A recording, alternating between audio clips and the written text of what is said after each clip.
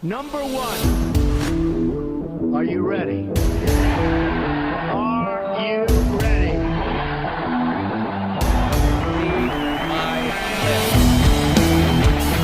Tremendous show, tremendous success.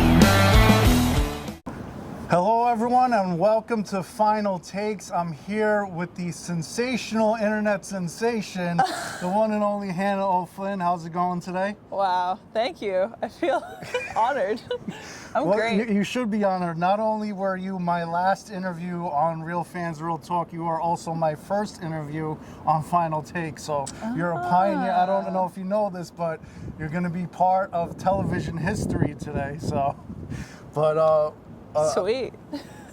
Aside from that, you're also my first interview on crutches, which I don't normally do. I met you at Bowling for Peace. Yes. And, I was talking to you about how my crutches injury, I was trying to be like you, doing the trampoline dunks. And I tried to do it off an alley-oop. I tried to one-up you. I didn't even believe you at first, to be honest. I went up, I tried to do between the legs twice, 540, double reverse. And it's just the alley was off, so I tried to grab it, and it was just, so it wasn't my fault. I would have gotten it if it was a good pass, but it didn't happen that way. It's a lot harder than it seems, but can you tell us about, how you got started with it?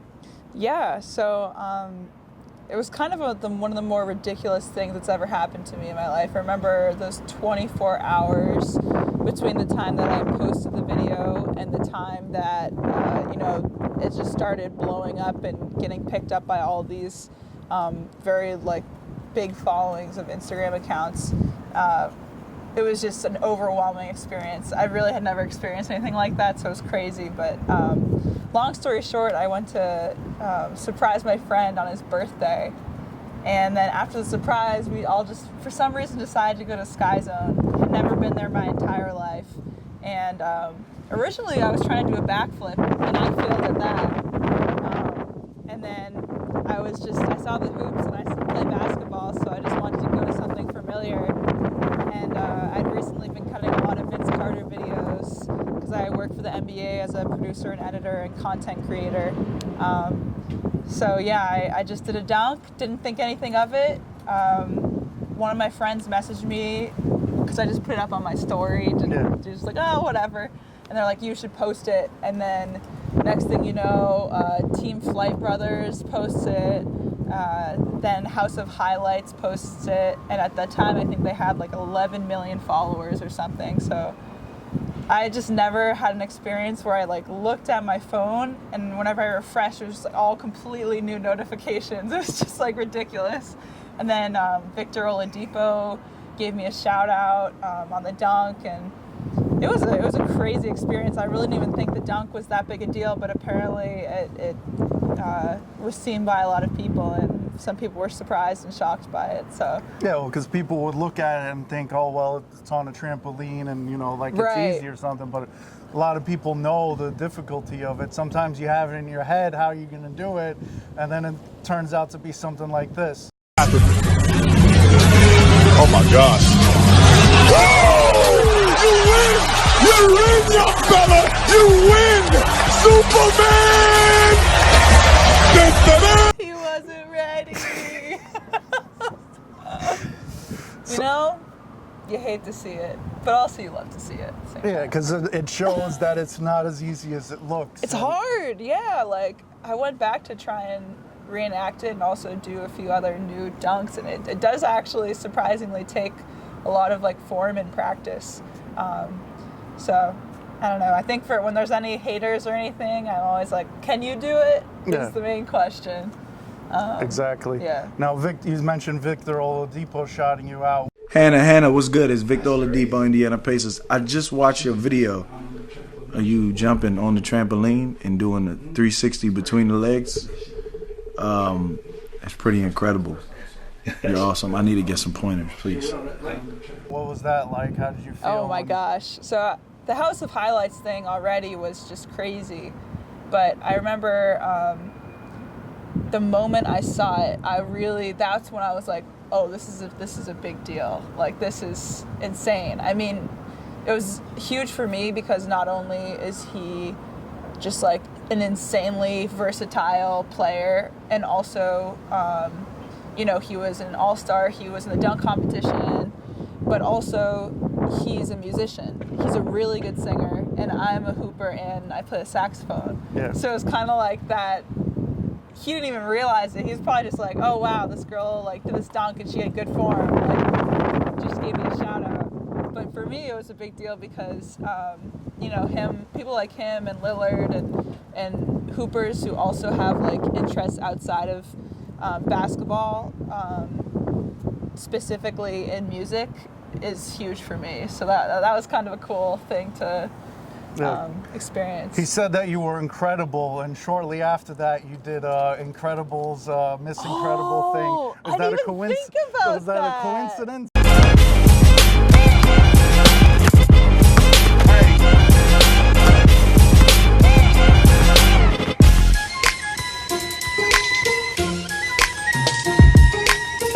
No, you know, that is so funny. I didn't even think about that. He did say that. No, I knew it was Halloween coming up, and I had my super suit already because The Incredibles is probably one of my favorite animated movies ever. And so I just kind of, I decided that because Halloween's coming up, and since I had all of this engagement and people were tuned in, why not immediately post a video of me kind of like showing off some basketball skills, but also jokingly just wearing the super suit. So one of my really good friends, Ashley, like went out and filmed it for me, and I posted it very recently after I dropped that video. So it was just kind of like when things are hot, you have to react. You can't wait. So Yeah. that was kind of what I was thinking with that, and also I was just having fun shooting a sort of weird super suit video. Well, you definitely are incredible, though. Not only did you attend Bowling for Peace, you also helped fundraise. I noticed that as well. Yeah. Some people just get involved for the publicity for themselves. But Totally. you actually went and gave back, and you also gave piggyback rides. Not to me, otherwise you would have been on crutches. I think I could handle it. It's a little Samaya's Samaya, amazing. yeah, definitely, and you got to see her again in the flag football, Yes. which I was jealous of because I played in the first 2 years and scored a touchdown the second year, and my team always won both years, so I figured, you know, the leg injury, I wasn't ready to come back for that. I was sidelined for it, but you went and saw Samaya again. And Yes. Public service announcement, not to eat our children. That's right. Yeah. Hashtag don't eat our kids. We're some humans, reason- not hamsters. I'm always smiling, so for some reason, like the smile that I had next to Samaya made it look like I was like going to eat her arm. So I just had to make it clear that I wasn't doing that. I was not a cannibal. But yeah, I mean, I think there's such a bigger picture to Ballin' for Peace, and the reason why I was just so excited to be involved in both of those games was, you know, there's so many people that need support and need an outlet for their passions. So in Ballin' for Peace, we were raising money for kids for extracurricular activities. Mm-hmm. And if I didn't have basketball and music, I really don't know where I'd be. And so I really, like, donating and being involved in that was like super important to me. And then same with the football, that was for like raising funds for schools, and we brought a bunch of books, and I also just love kids in general. I don't know, I think I just gravitate towards them. I'm one of 5 girls, and I'm the oldest, so and I have a bunch of younger cousins, and my family's just generally really close. I think it's also partially because I still am a kid a little bit too, so it's just You do have a glowing personality and smile that thanks. lights up the camera. So, and you also have a lot of creativity, obviously, not only with the dunking and the Incredibles. You do all different types of things, like recently Snow Angels on the basketball court. Yes. Who thinks of that? Yeah, I think like if there's anything that I really kind of at the end of the day want to be known for, I guess the 2 main things are just like trying to make as many people smile as possible, just even if it's like a little thing to brighten up their day. I know it sounds super corny, but that's like really actually how I feel. Yeah. And the second is just like, I really don't want to be known for, my looks or anything like that. I really want to be known for being super creative and innovative. And all my videos that I shoot, I direct, I come up with the idea, I edit all of them, I choose the music. So all of it's kind of just based on concepts that I've brought to life. So for me, that's really important. So yeah. Now I know you don't want to be known for your looks, but you do have a creative video with the ball spin. If we could show that to everybody. Oh yeah, there's two. I guess one in a bathing suit, and then one I'm in Sedona, and the sunset was beautiful. That was actually a really big deal for me. That was a little summer project I decided to work on. And basically every single time I worked out, I would, which is almost every single day, for about 10 minutes before or after, I would just practice like spinning the ball and then trying to get that form down. And when I tell you I literally couldn't even spin the ball on my finger a year ago, like I've made so much progress. So I think a lot of people think that skill is just kind of natural, but I really truly believe that it's just like a time commitment, and so like that's just one very, very small example of me just like making sure Well, I'm sure a lot of people were impressed with that video for multiple reasons, because I mean, doing that move in itself, and then the obvious reason aside from that. Yeah. I gotta stay in shape too, you know what I mean? Definitely. You mentioned music before. Music or basketball, what would you pick if you had Oh, to choose? wow.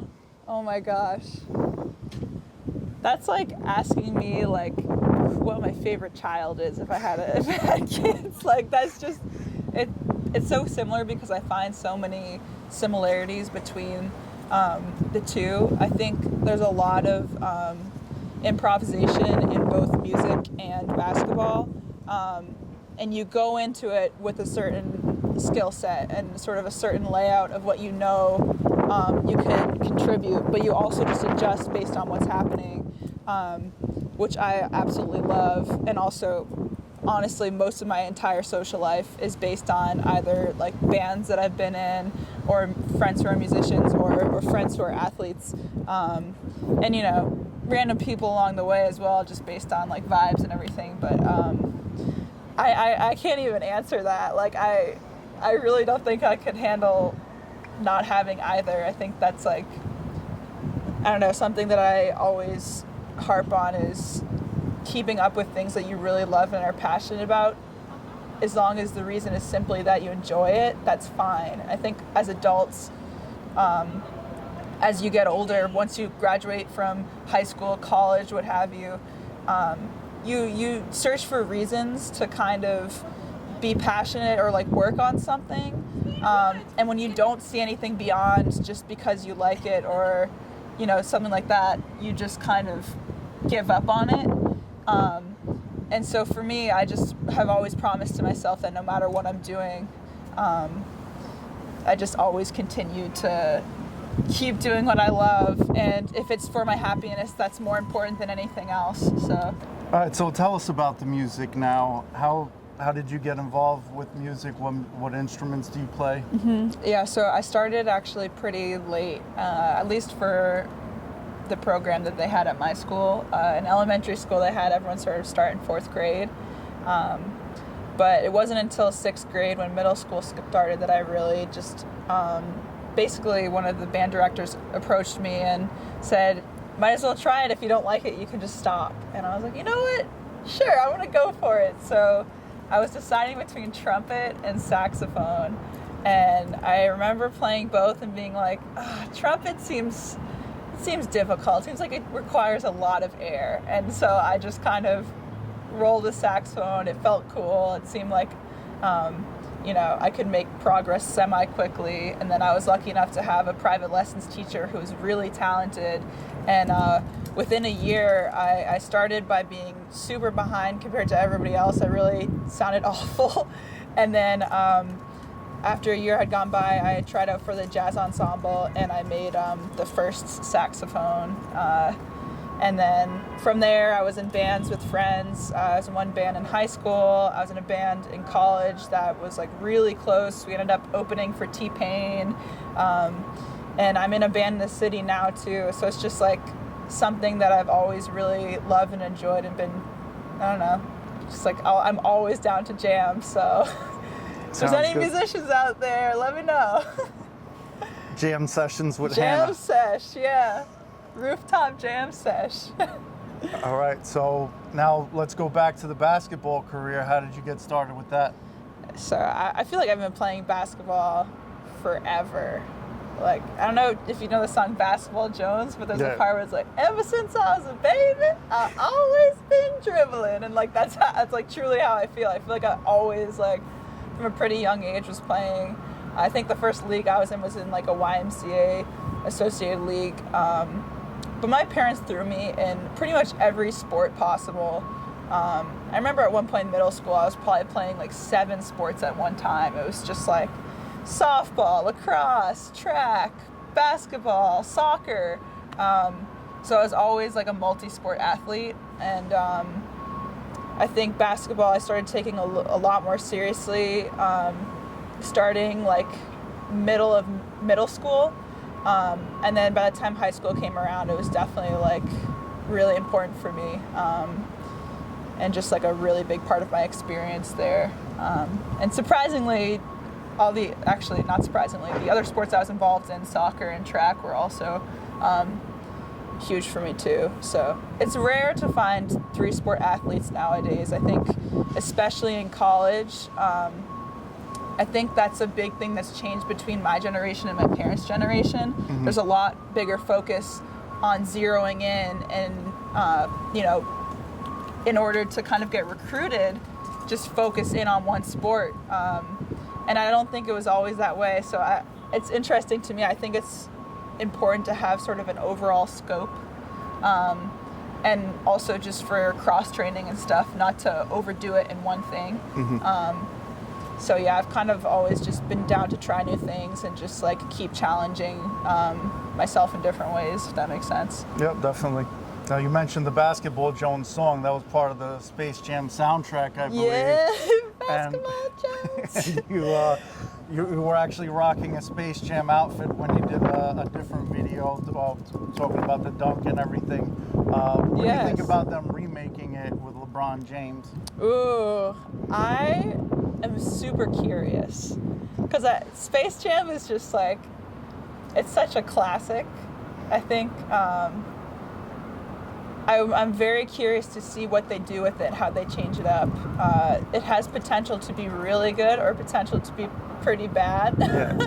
It's tough to make a sequel, so I think if they make it their own and bring a new light on it, it could do well. I think if they try and be so much like the first one that they're not thinking for their own concepts, I think it's going to be bad. But I'm all for it. I think LeBron's like such a great example of someone who's bigger than basketball. And speaking of Ballin' for Peace and all of these charity-focused things, like, I mean, he just made a school literally focused on the education of like all of these kids in Cleveland, and that was like a huge deal for a lot of those kids. He does a lot for the community, and he's actually kind of funny on camera too, with movies and stuff like that. Yeah, so no, exactly. What movie? He was in one movie, and it was actually really. He was like he was like giving advice in some restaurant. He was like someone's best friend. I forget. Yeah, we're thinking of the same movie with. I don't even know who's in it. I can't even remember, but I just remember being like, yo, he was actually hilarious. Yeah. Like, he did a good job. So I think... He forgot his wallet at the restaurant and stuff like that. And then, the sunglasses. Like, you think I'm going to, you drove all the way back for your sunglasses? Like, you think I'm going to go back to Sunglass Hut and pay, like, another $39? Right. No. He's like, you're LeBron James. Like, you have money. Yeah. I just know he's finished filming. He finished this summer because the season's about to start. So yeah. Full disclosure, I am the former president of the LeBron James Hate Club, but he does well Really? in movies. Like, I just think the LeBron Jordan comparison It's like really you gets hate me us sick. because you ain't us. You know what I'm No, saying? it's, Like, it's more the The comparisons comparison? to Jordan. But that's and not he's his more fault. Like, you know, he's kind of a little bit of a crybaby too, and there's certain things That's like when he not went wrong. to Miami and he's like, "Oh, you all could go back to your regular lives or whatever," throwing little hate out there for the people hating on him. So, you know, and the decision he didn't go to the Knicks. So, but that's This normal. is true. No one goes to the Knicks. not so many people I don't choose hate the on Knicks. him too much for that. I feel but- bad for, yeah. We won't go there. But the WNBA. Now, were you a fan growing up when you were younger, or? It's interesting. You'd think I would be because I was all basketball. I went to maybe 2 or 3 games growing up, but I was never super focused on the WNBA, and I really truly wish I had been. I think now after working for the WNBA and the NBA and seeing the impact that these women have on younger female athletes, it's pretty unbelievable, and they truly are so talented. And I don't know, I think there's this new sort of bold focus that we're bringing with W on like our social platforms. And I don't know, I think had I gone back, I really would have liked to be more involved with W, and just watching and seeing how amazing these athletes are. Actually unbelievable. Like Diana Taurasi, oh my gosh, she's lethal. She's so good. Sue Bird sees the court like no one. Brittany Griner, like she just dunks it, no problem. So it's just, I think a lot of people don't even watch the W because they just make assumptions before, you know,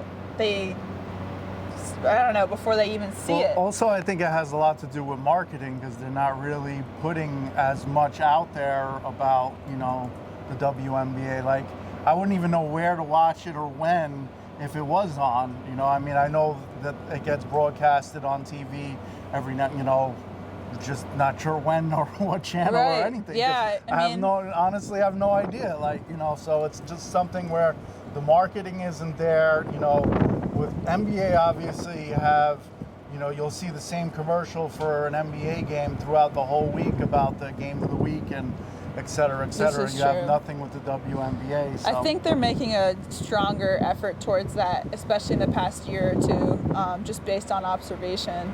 I think there's a lot more emphasis placed on it, and I think especially with Adam Silver, just from what he's said and sort of being inside the office and seeing how things are going, like it's exciting because I think there are a lot more people who are like really truly like getting involved and like watching women's sports. And like my first true game that I like went to and I worked at, it blew me away. I was actually baffled. Like there was special effects, like during the intro, like the entire arena was packed. This is in Arizona. Yeah. And it was amazing energy. Like people were really into it. So I think the atmosphere is there, and it can be for like, you know, all surrounding teams. I think certain areas more than others right now.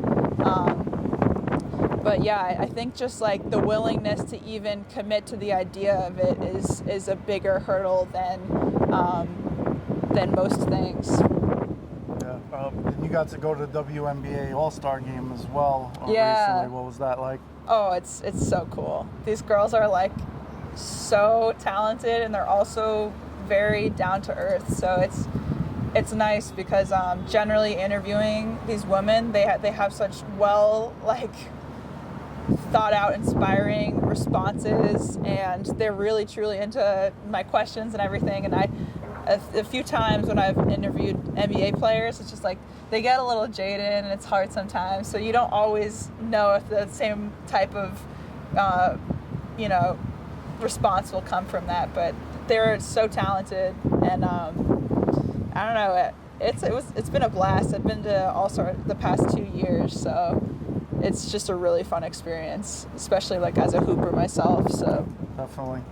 Now, what do you think as far as, a little bit of a sensitive subject, Megan Rapinoe went out there, equal pay and all that stuff, but yeah. I mean, realistically, if the women paid the same as men, the franchises probably go out of business because, I mean, they're not making money. Like the New York Liberty don't sell enough seats to even fill the Garden anymore, which is True. a shame that they have to go to where the Westchester Knicks play. But I think a lot of that has to do with the marketing. But what's your thoughts on Yeah, all so that? I guess I have a few thoughts on that. So as far as soccer goes, there actually was a study that came out a few years ago when the women were in, I think it was the World Cup. I don't know. I'm not as observant with soccer, but it basically proved that they actually had more ticket sales than men, but they still weren't getting paid as much. Yeah. And so that's just ridiculous to me. And that's like, I don't know, and that's just like a in change that in needs that to happen. particular case, when you're making more money, you should definitely be getting paid more. That's really the bottom line. Exactly. To it, But in these specific focusing on W occasions, I think, I think a lot of it is, like you said, marketing. And I think speaking separately from the NBA, like I think it would be great if they placed more emphasis on the players and making sure they do get not even equal pay, but actually truly getting what they deserve, which is more. A lot of these players have to go overseas in order to just make ends meet. And when you can't focus in on your craft because you're just trying to survive essentially, it's tough. And I think there's a few players, actually a decent amount of W players who are doing really well, but it's also based off of brand deals and sort of outside things they're like the bigger names. Yeah.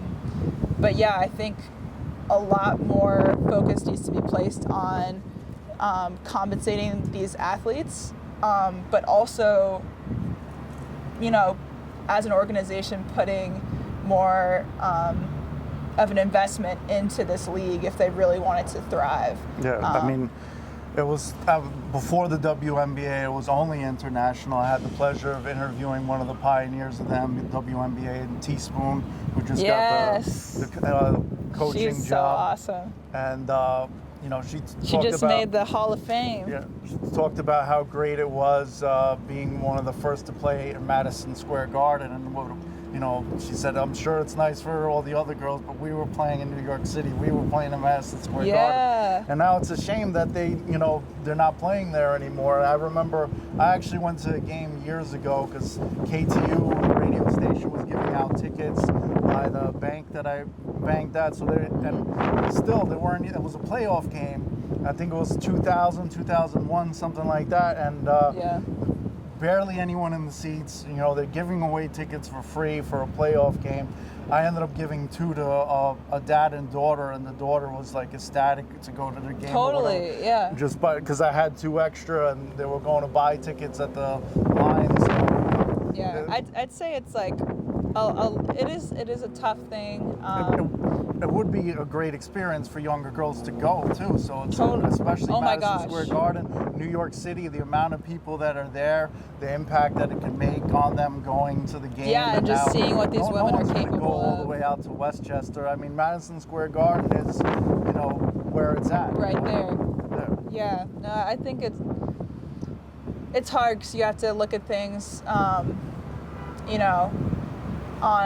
there's so many different perspectives of why it's just like a frustrating thing, but at the same time, you have to be hopeful and think of, instead of like, it's too bad it's this way, think, how are we going to change this? And also just, there has been some progress that's made, but there still needs to be a lot more. Tag us on Instagram at Final Takes and talk to us about any topic you'd like. We're going to discuss politics, sports, news, whatever you want to talk about. Tag at Final Takes for your chance to be on TV. And even though we talk politics sometimes, hashtag don't hate on Hannah. No, you can hate on me. It's all good. That's how I thrive. I'm used to the haters. You're fueled by the hate. Fueled by the haters. All right, so like I said, hashtag don't hate on Hannah. She's definitely a positive role model for the youth. She's not out there doing twerking videos. She's doing very positive stuff that the young girls could look up to. Make sure you're following her on Instagram as well, at @OFlynnStone. And I appreciate you coming on the program. It was a Thank you. pleasure chatting up No, with thank you so much. No problem. Tremendous show, tremendous success.